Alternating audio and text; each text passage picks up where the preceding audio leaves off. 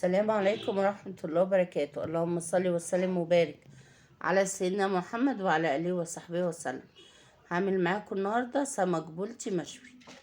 هعمل الأول الدقة، معلقة صغيرة ملح، معلقة صغيرة بابريكا أو فلفل أحمر، ونص معلقة صغيرة كمون، ومعلقة صغيرة ثوم مفروم. حطيت معلقتين خل وعصر ليمونتين.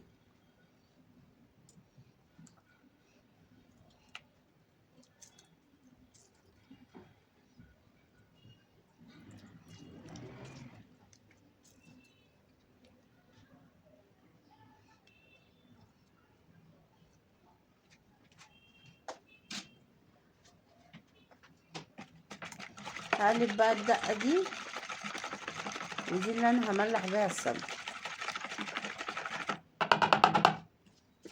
انا بقى محضرة الخضار اللي انا هحشي بيه السمك.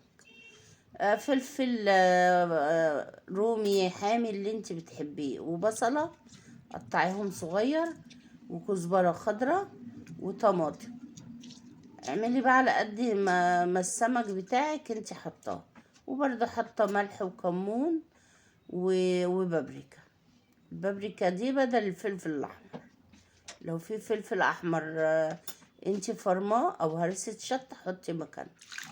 حطيت برضو ليمون وحطيت خل، وهقلب بقى الخلطة دي اللي انا هحشي بيها.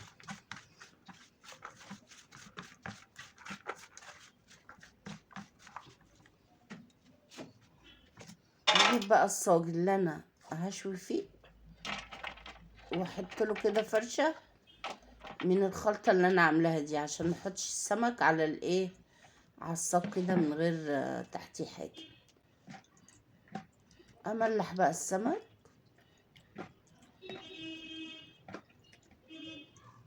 وارص بقى في الصاج.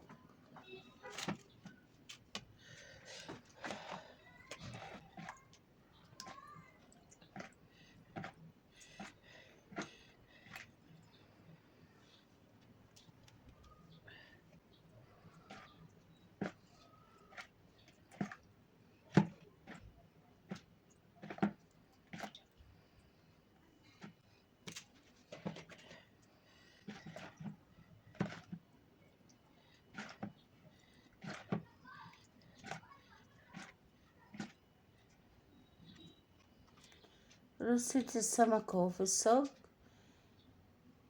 هبدأ بقى دي شوية الدقة اللي فضلوا حطيتهم عليه، وزعتهم على السمك. بعد كده بقى هحشي بالخلطة الخضار اللي انا عاملاها، اللي هي بصل وقوطة وفلفل حامي او رومي اللي انت عايزاه، او الاتنين، وكزبرة خضراء. وملحيها بقى بملح وكمون وشوية بابريكا وليمون وخل. وبعد كده هرش بقى عليه الزيت بعد ما لما احشيه، يعني ارشله عليه شويه زيت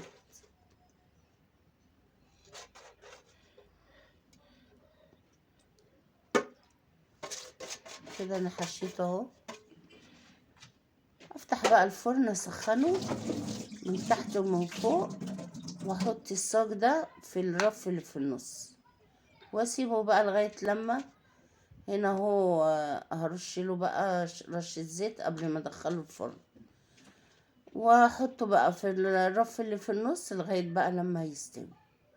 مش بياخد وقت كتير، على طول يعني بيستوي السمك، بيستوي على طول. هنا بقى هو كان طلع، كان طعمه جميل قوي ما شاء الله. بألف هنا وشفا. متنسونيش بقى في الاشتراك واللايك. مع السلامة.